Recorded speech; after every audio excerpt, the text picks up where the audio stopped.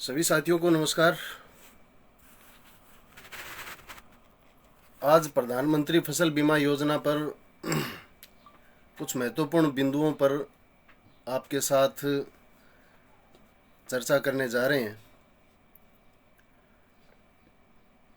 वर्तमान में इस योजना में चल क्या रहा है, जो क्रॉप कटिंग रबी फसल को लेके अभी हो रही है, और पीछे का जो बकाया बीमा क्लेम है उसके ऊपर वर्तमान में क्या अपडेट है, इसकी चर्चा आप लोगों के साथ हम करेंगे। साथियों, मैं कुछ जानकारी है जो अधिसूचना 23 जुलाई 2023 को जारी हुई, उसमें कुछ प्रावधान पीछे जो अधिसूचना थी उससे हटके किए गए हैं, और उन प्रावधानों का फ़ायदा उठाते हुए बीमा कंपनी के प्रतिनिधि वर्तमान में जो क्रॉप कटिंग रबी फसल की, जो चने की फसल अपन ने काश्त कर रखी है, इसमें कुछ होशियारी करने का प्रयास वो लोग कर रहे हैं, जिसको लेकर आज जिला कलेक्टर से हम मिलेंगे। इससे पहले आप सब की जिज्ञासा है, उस जिज्ञासा के मुताबिक मैं आप लोगों को बता देना चाहता हूं कि खरीफ 2021 को लेकर हमारा लंबा संघर्ष क्रॉप कटिंग रिपोर्ट को लेने के लिए और क्रॉप कटिंग रिपोर्ट के आधार पर बीमा क्लेम किसानों को मिले, इसके लिए हमने लड़ा। और उसके बाद जो हमारा समझौता हुआ था सरकार के साथ, जिला प्रशासन के साथ, उस समझौते के मुताबिक क्रॉप कटिंग रिपोर्ट से हमें बीमा क्लेम मिलना चाहिए था, जो अभी तक किसानों को नहीं मिला है। उसमें समझौता ये था, चूंकि ये अकेले चूरू जिले का मसला नहीं था, सैटेलाइट और वेदर बेस्ड मेथड के आधार पर राजस्थान के 5 जिलों में इन्होंने क्लेम कैलकुलेट किया था। जब चूरू जिले का मसला आया तो एक मसला ये भी आया कि फिर दूसरे ज़िलों का भी फैसला हमें करना चाहिए। तो जिला कलेक्टर ने जो जांच रिपोर्ट तैयार की, उस रिपोर्ट के आधार पर वो क्लेम हमें मिलना था, लेकिन दूसरे ज़िलों से उस तरीके की जांच रिपोर्ट आनी बाकी थी। इसलिए ये उस समय यह तय हुआ कि उन ज़िलों की रिपोर्ट आने के बाद में स्टैग की मीटिंग होगी और उस मीटिंग में अंतिम निर्णय किया जाएगा। हमारा समझौता हुआ, उसके 3 दिन बाद आचार संहिता लग गई, इसलिए शायद स्टैग की मीटिंग हो नहीं पाई। 25 जनवरी को स्टैग की मीटिंग होनी थी। उस समय प्रधानमंत्री जी और फ्रांस के राष्ट्रपति जयपुर, उनकी उस दिन यात्रा थी, इसलिए वो मीटिंग हो नहीं पाई। उसके बाद में 2 बार मीटिंग की तारीख तय हुई, फिर भी वो मीटिंग नहीं हुई। अब 29 फरवरी को जयपुर में वो मीटिंग ज़रूर हुई है, लेकिन उस पर कोई निर्णय नहीं हुआ है। ये अब तक की खरीफ 2021 की अपडेट है। बीमा क्लेम, क्रॉप कटिंग रिपोर्ट और ज़िले के कलेक्टर की रिपोर्ट के आधार पे हम सरकार से लेंगे, इसमें कोई दो राय नहीं है।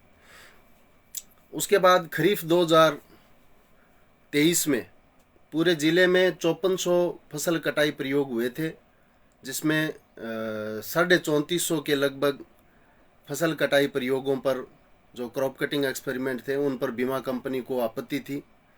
वो आपत्तियां 9 तारीख को जब जिला स्तरीय निगरानी एवं सतर्कता समिति की मीटिंग हुई, उस मीटिंग में बीमा कंपनी की खारिज कर दी और राज्य सरकार को बीमा कंपनी को निर्देश देने के लिए प्रकरण है वो रेफर कर दिया। मतलब वो फैसला भी स्टैग की कमेटी में ही होना है। खरीफ 2022 में सिद्धमुख, राजगढ़, चूरू और सरदार शहर तहसील के 107 पटवार हलकों, 107 फसल कटाई प्रयोगों पर बीमा कंपनी के ऐतराज़ थे। वो ऐतराज़ पूर्ववर्ती सरकार और पूर्ववर्ती जिला कलेक्टर के द्वारा जांच के बाद बीमा कंपनी के खारिज कर दिए। खारिज करने के बाद बीमा कंपनी ने अपना प्रकरण वो भी स्टैग में लेके गए। वहाँ से निर्देश मिलने के बाद में वो पैसा भी किसानों का जमा होगा। कुछ किसान जिनका बीमा कंपनी ने बड़े खसरे होने के नाते और दूसरे प्रकरण के नाते उनका क्लेम रोका हुआ था, वो आना क्लेम पिछले दिनों शुरू हो गया। काफ़ी लोगों के आया भी है, कुछ लोग बाकी भी हैं। अभी जो ये लोग कर रहे हैं उसमें सबसे बड़ी जो बदमाशी कर रहे हैं वो खसरा चयन की कर रहे हैं। मैं अधिसूचना में कुछ चीज़ें हैं जिनके ऊपर आपके साथ चर्चा करना चाहूँगा। एक तो रिस्क शेयरिंग है, आजा मैंने रिस्क शेयरिंग है। 100% खराबे के बाद, मतलब जहाँ तक बीमा कंपनी को प्रीमियम किसान का, राज्य सरकार का और केंद्र सरकार का मिला है, उस प्रीमियम में मिलने के अनुपात में खराबा अगर 130% तक चला जाता है, वहाँ तक तो बीमा कंपनी नुकसान की भरपाई करेगी। ये नया प्रावधान किया है सरकार ने। उससे ऊपर अगर चला जाता है तो बाकी का जो भरपाई है वो सरकार करेगी। 130 तक, अगर 150 चला गया तो 20% की भरपाई सरकार करेगी, बाकी 130 की ऊपर का जो है वो बीमा कंपनी करेगी। इसी तरीके से प्रीमियम में जो प्रॉफिट है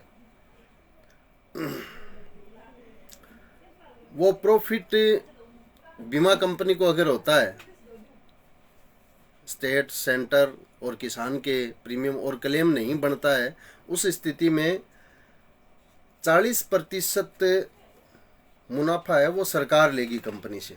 ये नया प्रावधान इसमें किया है। उसके साथ साथ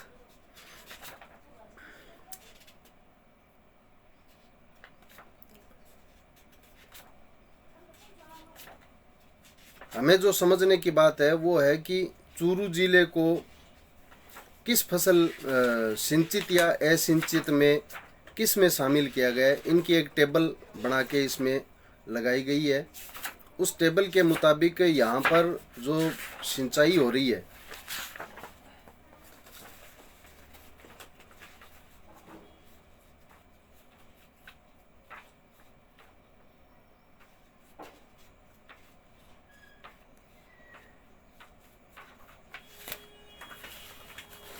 उसमें चूरू जिले को असिंचित में शामिल किया है। और वो टेबल मैं सर्च कर रहा हूँ इसमें चूरू जिले में 19% भूमि पर नहर और ट्यूबवेल से सिंचाई होती है। ये बात मैं इसलिए आपको बता रहा हूँ कि यहाँ पे गारंटी उपज बीमित राशि वो असिंचित के हिसाब से तय किया गया है चूरू जिले के लिए। और अभी जो क्रॉप कटिंग एक्सपेरिमेंट चल रहे हैं, जो खसरा चयन रैंडम सिस्टम से होता था, इस बार इन्होंने कोई ऐप के माध्यम से, अक्षांश और देशांतर रेखाओं के माध्यम से इन्होंने रेवेन्यू बोर्ड से तय करवाया है। निश्चित रूप से इसमें एक बहुत बड़ी जांच की आवश्यकता है, बहुत बड़ा भेदभाव इसमें किया गया है। जब रैंडम सिस्टम से खसरे चयन होते थे तो खसरों के साथ साथ रोई भी चयन होती थी। पटवार हल्के का नाम तो खैर तारानगर हो सकता है, लेकिन तारानगर में 4 भूतिया, तारानगर, इस तरीके से रोइयों के नाम होते हैं। जैसे कालवास में डाबड़ी की रोई भी है, छोटी की भी है, लुडनिया की भी है, इस तरीके से। तो ये जहाँ पे खसरा अक्षांश और देशांतर के हिसाब से ऐप में चयन करवा के लाए हैं, वो उन खेतों के वहाँ पे बहुत बेहतर फसल है, बहुत बेहतर फसल है। और वो उन रोइयों में नहीं है, बल्कि दूसरे रोइयों में है। जैसे लुडनिया में अगर क्रॉप कटिंग करनी थी तो खसरा लुडनिया की रोई का आना चाहिए था, लेकिन डाबड़ी का आया हुआ है। ये हमने पिछले 3-4 दिनों में लगातार एक्सरसाइज की है। एक जो बड़ी प्रैक्टिकली जो अनुभव हमारे सामने थे, खसरा नंबर 100 क्रॉप कटिंग के लिए चयन हो गया। पटवारी वहाँ जाता, वहाँ अगर किन्हीं कारणों से बुआई नहीं है तो उसे नेक्स्ट खसरे में जाना होता था। खसरा नंबर 100 में फसल बीमा क्रॉप कटिंग चने की करनी है और वहाँ पे बुआई सरसों की है, तब भी नेक्स्ट जाना होता था। इन्होंने जो अक्षांश और देशांतर से जो खसरे चयन करवाए हैं, उनमें इस तरीके की कोई समस्या नहीं आ रही है। उसमें बुआई मिलेगी और चने की मिलेगी। इसका मतलब ये है कि ये पिछले दिनों जो गिरदावरी के बहाने खेतों में सर्वे करते हुए घूम रहे थे बीमा कंपनी के लोग ड्रोन से और से, उसमें ये देख रहे थे, बुआई नहीं देख रहे थे, बुआई भी वो देख रहे थे कि अच्छी फसल कौन से खसरे में है, उसके हिसाब से ये चयन हुआ है। तो मैं तमाम किसान से तो क्या, जब बुलाएंगे तो आ जाएंगे, बाकी हमारे ज़िले के अफसरों से और जनप्रतिनिधियों से ये निवेदन करना चाहूँगा कि इसकी जांच होनी चाहिए और रैंडम सिस्टम ये खसरे किस तरीके से अलॉट किए गए, इसको लेके आज जिला कलेक्टर को ज्ञापन देके हम इसकी जांच की मांग करेंगे। दोबारा ये खसरे अलॉट करने की मांग भी हम करेंगे, क्योंकि अभी नहीं करेंगे तो 10 दिन बाद में करने का कोई मतलब नहीं रह जाएगा। फिर आचार संहिता का बहाना भी हो जाएगा, चुनाव का भी हो जाएगा। इसलिए ये अब तक की कुछ प्रोग्रेस रिपोर्ट थी जो मैंने आप लोगों के सामने रखी है। मैं तो एक ही निवेदन तमाम साथियों से करना चाहूँगा, जो कुछ भी हुआ, जैसा भी हुआ, उसको छोड़ो और वापस किसान सभा का संगठन गांव-गांव में, ढाणी-ढाणी में बनाओ, किसान सभा के सदस्य बनो।